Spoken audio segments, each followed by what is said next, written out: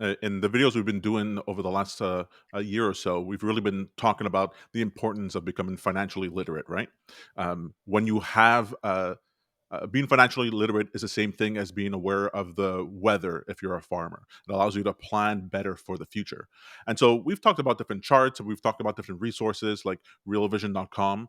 That Netflix for financial information that's trying to democratize financial education for the masses, and we've talked about it a lot, and we've pointed to other people's videos and other people's research and stuff like that.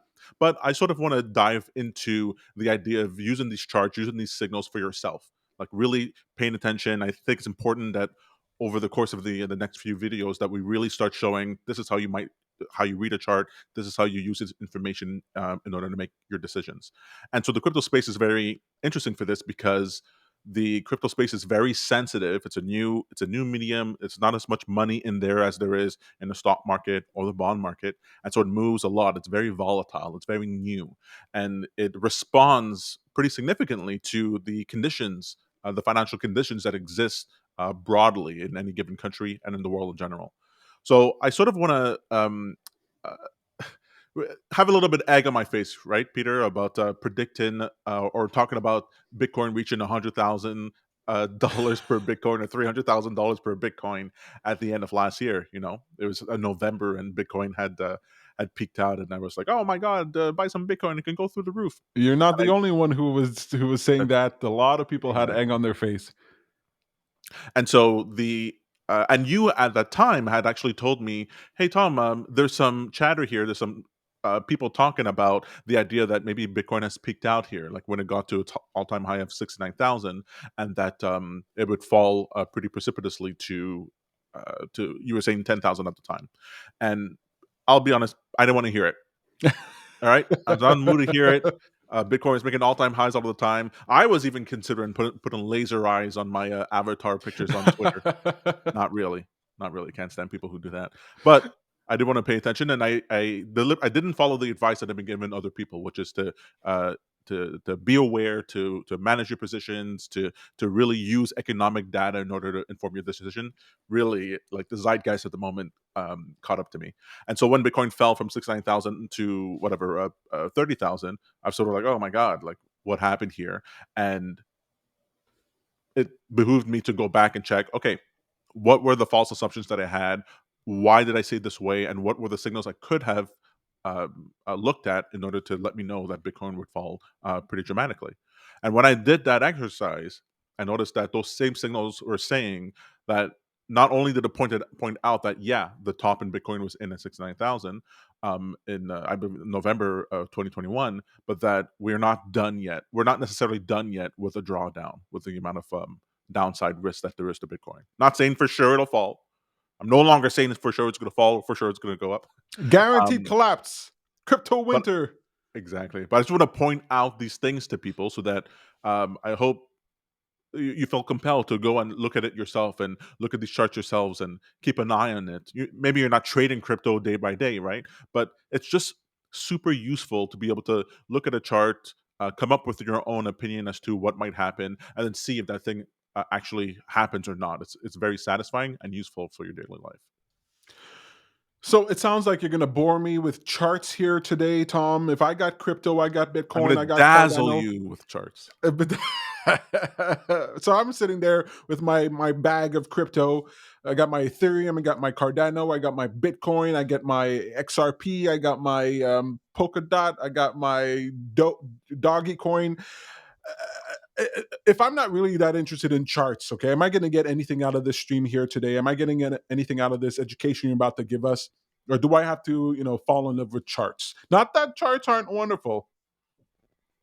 So you don't have to fall in love with the charts. The charts is what I find particularly useful. But what is interesting is that the terms that we're going to be using are the same terms that you hear when you're listening to financial information or even as people speak casually. And it's nice to know to be able to have a grasp as to what is it that they're talking about, and to be able to point out the BS from the non BS.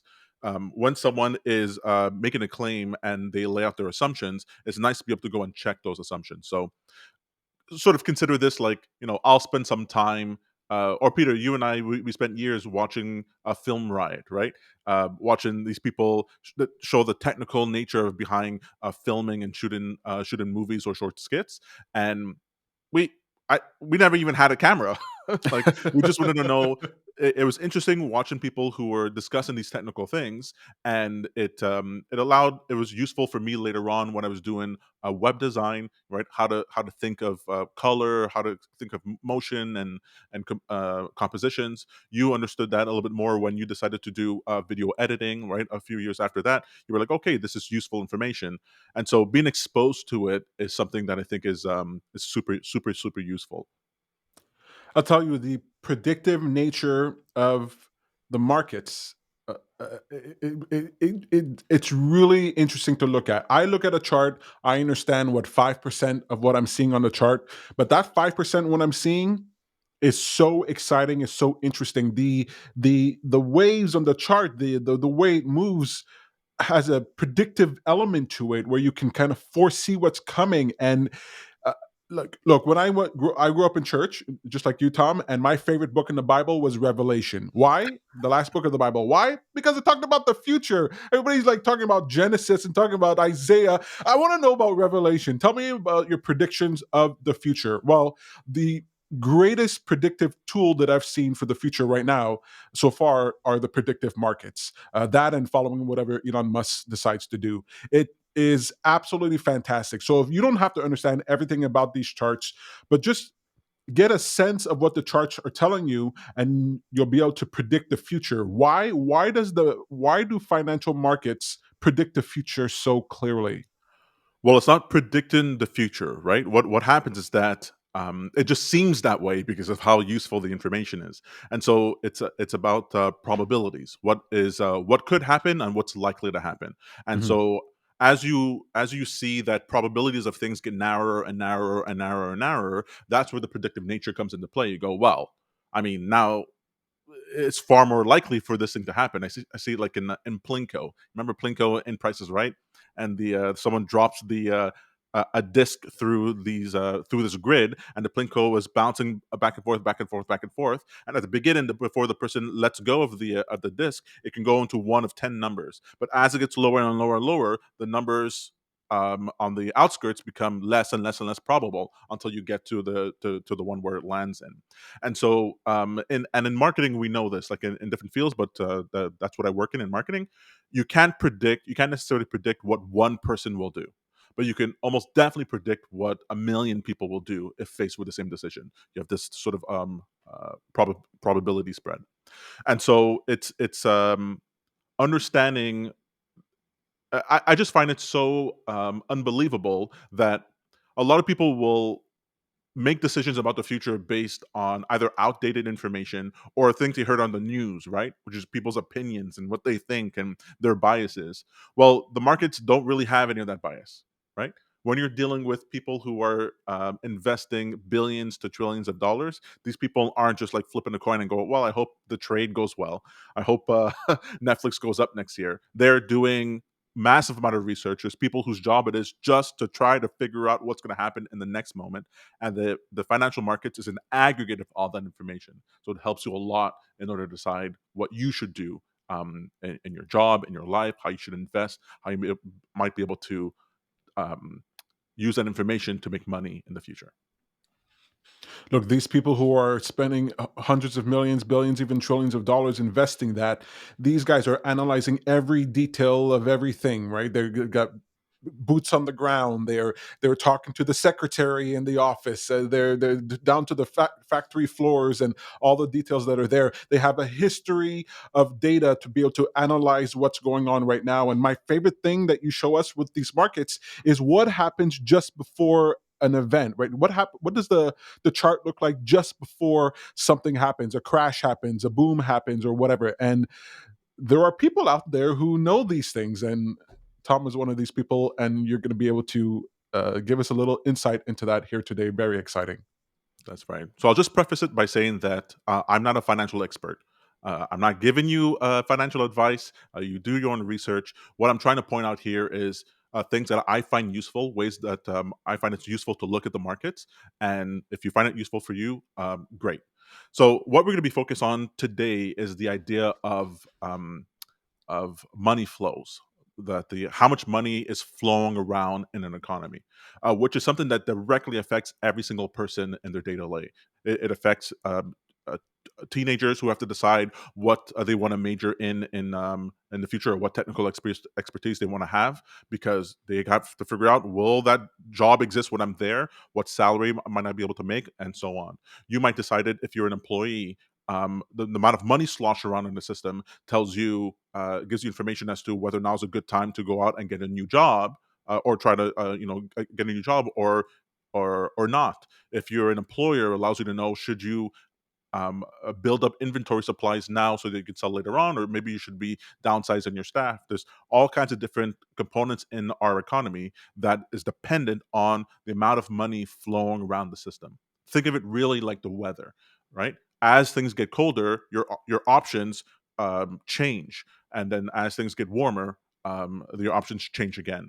And it'd be silly to plan a trip to a warm and sunny place when it's not going to be warm and sunny, right? Peter, you would say that's ridiculous. Yeah, people like come to vacation in Canada, and they come in February, and they're like, "Oh, I came to see the nice environment." It's like, Yeah, well, you the picked prices were cheaper, and they're like, "Oh, that was a good thing to do," but they didn't realize that the cheaper price was the signal, was a financial signal that that's not a good time to, not a good time to go. One of And the so signals is all the Canadians leaving Canada for the winter and going somewhere else. exactly, exactly. And so we're going to talk.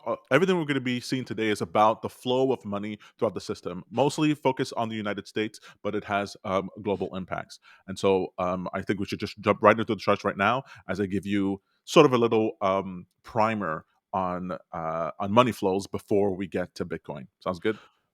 Well, actually, before we do that, before we dive into these charts, I want to just start at crash proof. Okay, I'm going to start with the conclusion first. You believe there's a crypto crash coming or a stock market crash coming? Yes, I think we're in it already. I think we're in that crash. If you've anyone who pays attention to the stock market or crypto market, Nasdaq, the tech stocks are down. The index is down like something like 20% for the year. 20% down on the year is pretty significant for the stock market. If you're up 15-20% at the end of the year, you consider that to be a pretty good year. So to already be in March and down 20%, that's pretty significant. I mean, you have to be up more than that in order to get back to just break even. Also, the crypto, we've seen Bitcoin hit 69,000 in November 2021, and now it's floating somewhere around, what is it, 39,000. 39. And so there's the question is, if this is the bottom, then this is a good time to buy, right? That's the question I was asking myself. Is this a good time to suggest to people to buy some Bitcoin? And when I did the research, I go, no. And it turns out that the crash that we're in, there are certain signals that we're going to be looking for that indicate when the crash is over and when it's safe to get in. So it's sort of like in the dot-com bubble, right? Everyone knows about the story of the stock market crashing in dot-com, or the Great Depression, or the global financial crisis in 2008, or what have you. You want to buy when stocks are down, but you don't want to buy when they just first start going down, right? You don't want to buy stocks when it's down 20%, and then you buy it, and then it goes down another 50. So you So think that's it what could we go down want. another 50? I would say I would more Put likely your bet that that's the money where case. your mouth is, Tom. Put a stake in the ground, draw a line in the sand. I want you making a definitive, declarative statement. You got the predictive knowledge of the markets. Is crypto crashing down much further? I see Bitcoin going down to between 20,000 and 10,000, 10 and 20,000,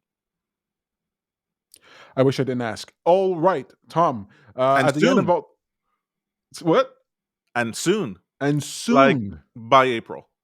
All right. Oh, all right. And somehow, we're going to end this by letting me know how I can profit from this crash, right? Crash proof is not just the sky is falling, but it's how you might profit from the sky is falling. Exactly. So it's going to be those people who, right? There's people who don't have crypto and looking to get in, and people who have crypto and need that money to survive, so they need to sell, or people who can hold through it to give them hope that that the crypto will come back up to the level that it was now and higher. And so those three types of people are the people we're talking All right, Tom, I'm ready for your goddamn charts. Give to. me those charts. Show me those charts. Let's do it. All right, so we're going to start here, and we're going to talk about let's talk about the yield curve.